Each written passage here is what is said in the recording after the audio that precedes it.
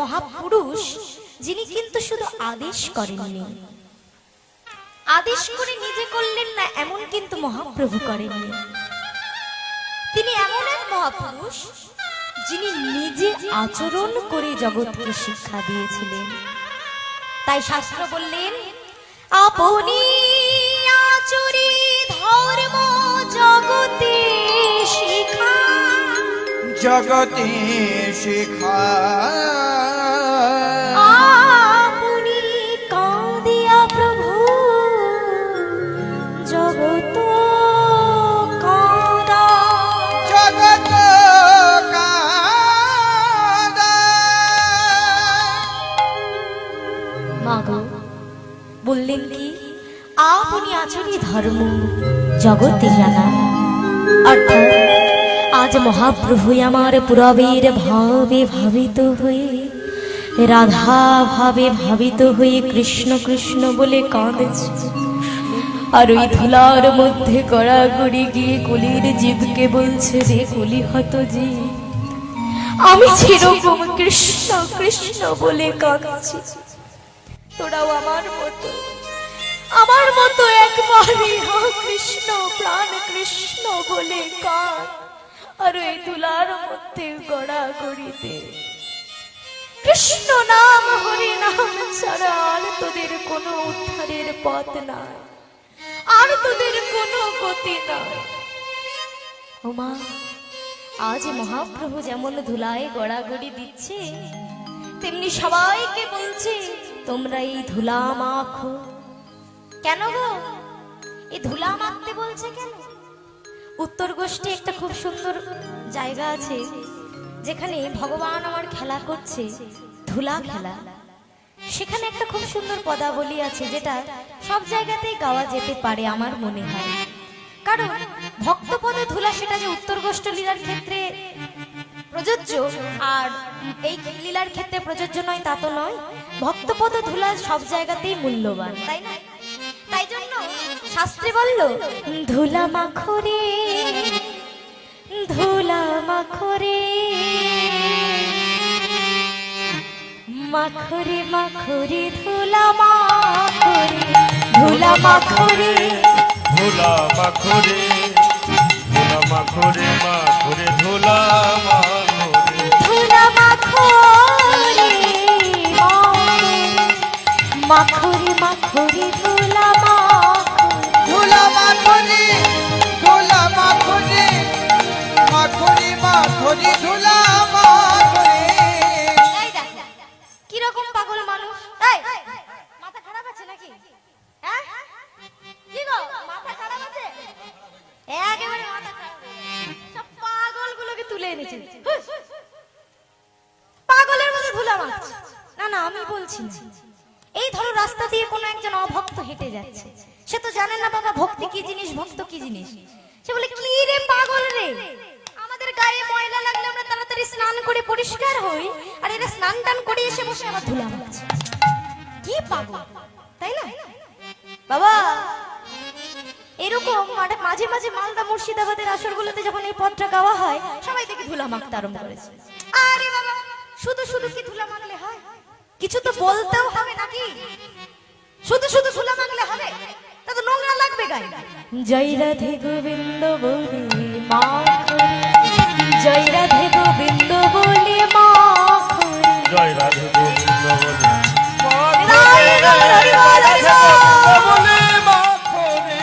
জয় রাধে গোবিন্দ বলে মাখরে। জয় রাধে গোবিন্দ বলে মা, জয় রাধে গোবিন্দ বলে মাখরে, জয় রাধে গোবিন্দ বলে মাখরে। ধুলা মাখরে ধুলা মাখরে মাখরে মাখরে ধুলা মাখরে মাখরে ধুলা মাখরে। ধুলা মাখরে ধুলা মাখরে মাখরে ধুলা ধুলা মাখরে ধুলা মাখরে ধুলা মাখরে মাখরে ধুলা মাখরে। এই যে পাগলের মতো যদি ধুলা মাখো, আমরা সবাই কি পাগল মনে করব নিজেদেরকে? কারণ সেই ভক্ত যখন জিজ্ঞেস করবে, এই তোরা ধুলো মাখছিস করছিস কেন সবাই মিলে? মাথা টাথা খারাপ হয়েছে নাকি? বলে ওরে ওরে ধুলি নয় গোপী পদরিল, ধুলি নয় গোপী পদরিল, না না ধুলি নয় এ যে ব্রজ পদরিল। এই ধুলা গায়ে মাখি নন্দের বালা, এই ধুলা গায়ে মাখি নন্দের বালা কানো, এই ধুলা মেখেছিল নন্দের বালা কানো। এই ধুলা মেখেছিল নন্দের বালা আই কানো। শোনো শোনো, ধুলা মাখরে ধুলা মাখরে মাখরে মাখরে ধুলা মাখরে ধুলা মাখরে, ধুলা মাখরে, মাখরে মাখরে ধুলা মাখরে। ধুলা মাখরে মাখরে মাখরে ধুলা মাখরে। ধুলা মাখরে, ধুলা মাখরে, মাখরে মাখরে ধুলা মাখরে। এবার শ্লোকের দ্বারা কি বললো? নে সংগমতি স্থাবত উরুক্রমংহিং বিশর্থেনার্থমাগমো জগৎকাময়্যশা পাদরাজাভিষেকমহিষ কিঞ্চনান ন প্രീণীতং যাবত। শাস্ত্র বললেন ভক্তপদ ধুলিয়ার ভক্তপদ যা, ভক্ত পাদ ভক্তের ভক্ত শেষ তিন মহাবান। দিন মহাবান বিচার করিয়া মনি ভক্তির আস্বাধনে, আস্বাদনে মধ্যস্থ শ্রী ভগবত পুরাণ। ভগবান পুরাণ। 18 পুরাণের শ্রেষ্ঠ পুরাণ ভগবত পুরাণ। বলা হলো ভক্তপদ ধুলি আর ভক্তপদ জল, ভক্তের ভুক্ত শেষ তিন মহাবল। বিচার করিয়া মনে ভক্তি রস আস্বাদনে মধ্যস্থ শ্রী ভগবত পুরাণ। অর্থাৎ কেউ যদি ভগবানের প্রসাদ নাও পেতে পারে, যদি ভক্তের চরণ ধুলি তার অঙ্গে লাগায় বা ভক্তের ওই উচ্ছিষ্ট যদি কেউ গ্রহণ করে, তাহলেই তার বাবা অর্ধেক পুণ্য লাভ হয়ে যায়। যদি বলবি তোমার মুখের কথা মানবো না, একটা উদাহরণ দাও। উদাহরণ স্বয়ং ভগবান কৃষ্ণ নিজে দিয়েছিলেন। কেন? মায়ের একটু মন দিয়ে শোনো, এই জিনিসগুলো একটু জানবার বিষয়। লীলা কথা দেখো বাবা, যে লীলাটা হবে সেই লীলা অনেকেরই জানা, সবারই জানা প্রায়। লীলা তো শুনে শুনে মুখস্থ হয়ে যায়, তাই না? কিন্তু গ্রন্থ সবার সব সময় পড়ে ওঠা হয় না, তাই না? এই মোটা মোটা গ্রন্থ অত পড়ার সময় আছে বলো না? তাও কোনো কোনো পণ্ডিত ব্যক্তি পাঠ করেছেন, বাকি সবার দ্বারা হয় না। তো এই যে ঘটনাগুলো, এগুলো গ্রন্থ থেকে সংকলিত নেওয়া হয়েছে। তো এই যে ছোট ছোট ঘটনাগুলো জানা যদি থাকে, তাহলে দেখবে গ্রন্থের অনেক কিছু তোমাদের জানা রয়ে যাবে। প্রমাণ দিল ভগবান কৃষ্ণ কিভাবে। একদিন ভগবান কৃষ্ণের কাছে নারদ মুনি গেছে, প্রভু নারদ, এখন তোমার সঙ্গে আমি কথা বলবো না, তুমি ফিরে যাও।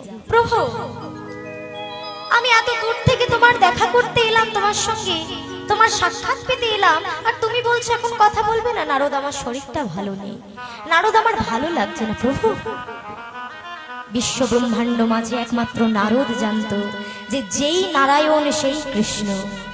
তাই নারায়ণের ব্যথাতে যে ছটফট করে ওঠে সেই ভক্ত নারদ কি আর কৃষ্ণের ব্যথা শুনে চলে যেতে পারে? কি হয়েছে দয়াময়, কি হয়েছে তোমার? নারদ, আমার মাথায় তীব্র যন্ত্রণা, আমি সহ্য করতে পারছি না, মৃত্যু সমান যন্ত্রণা হচ্ছে আমার, মনে হচ্ছে আমি এক্ষুনি প্রাণ হারাবো। প্রভু, এ তুমি কি বলছো প্রভু? আমি থাকতে তোমার কোনো প্রাণহানি হতে পারে না দয়াময়। বলো বলো, কি করলে, কি করলে তোমার এই মাথার তীব্র যন্ত্রণা নিরাময় হবে? বলো দয়াময়, তুমি যা বলবে তাই করব।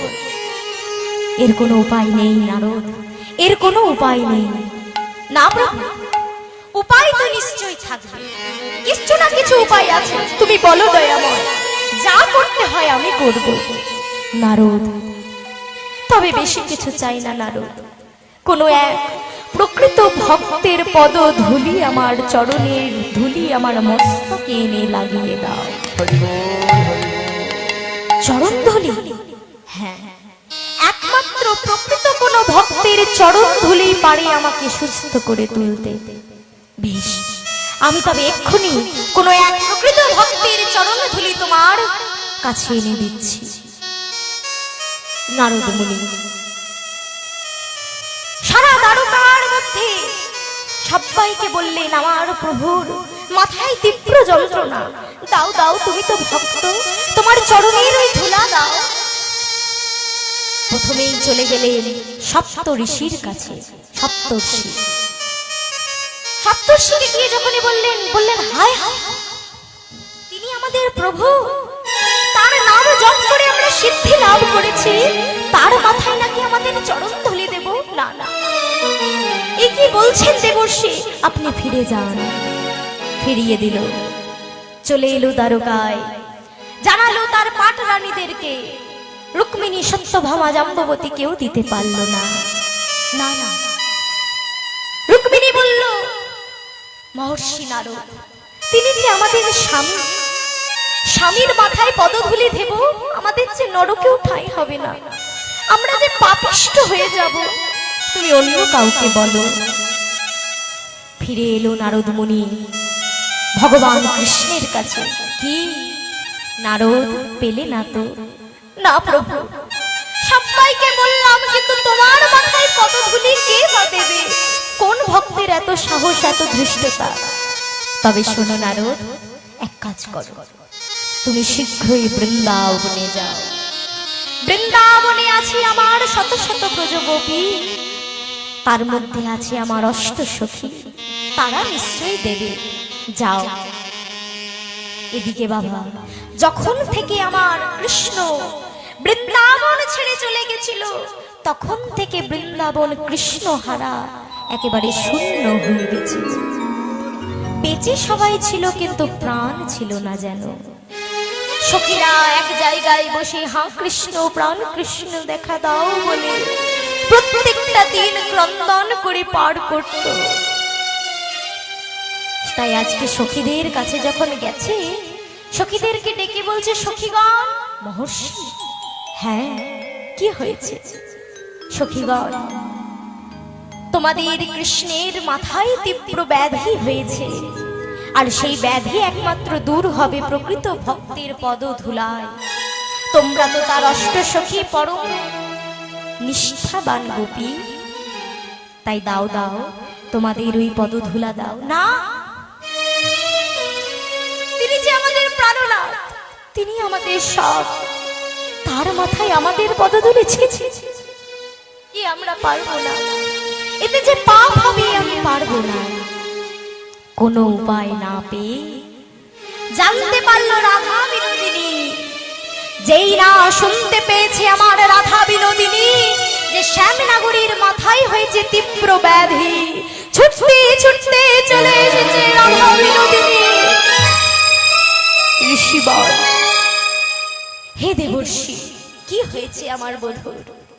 মাথায় তীব্র ব্যাধি হয়েছে রাধারানী, আর সেই ব্যাধি একমাত্র ছাড়বে প্রকৃত কোন ভক্তের পদধূলায়।